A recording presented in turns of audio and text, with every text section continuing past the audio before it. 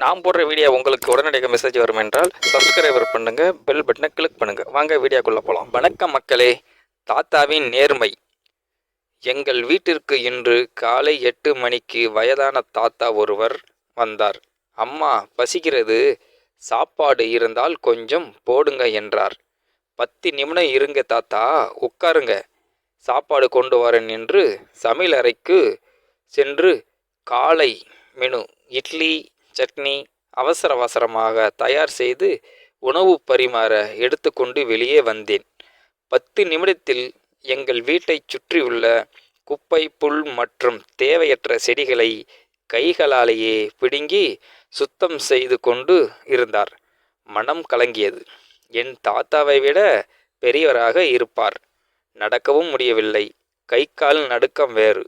தாத்தா, இங்கே வாங்க என்று கூறியதும் சாப்பிட அமர்ந்து 2 இட்லி போதும், வயதாகிவிட்டது, அதிகமாக சாப்பிட முடியவில்லை என்றார். 2 இட்லி சாப்பிடவா வீட்டைச் சுற்றி சுத்தம் செய்து சாப்பாடு கேட்கிறாய்?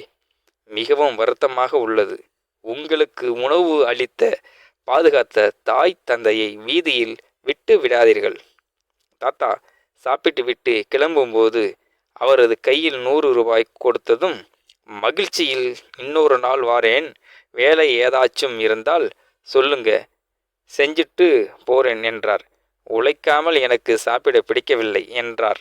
வீட்டின் வெளியே சுத்தம் செய்து உணவு கேட்கும் தாத்தாவின் நேர்மை மனம் சிலிர்க்க வைத்தது. வணக்கம் மக்களே.